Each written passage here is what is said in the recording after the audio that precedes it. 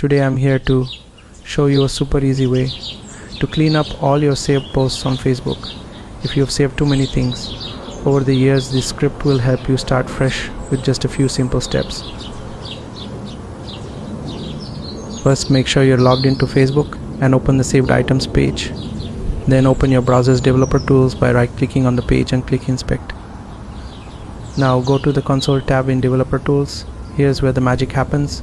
I'll post the code below in the comments or description box for easy access.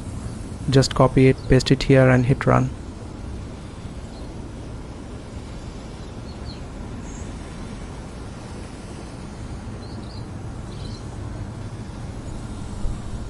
Once you hit run and the first code runs, you'll need to paste a second code to complete the task.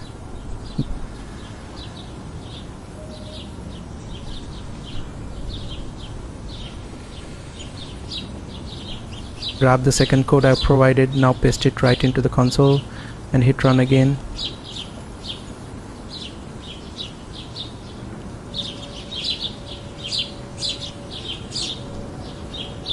And that's it. Facebook will start removing all your saved posts so you can clear everything up instantly.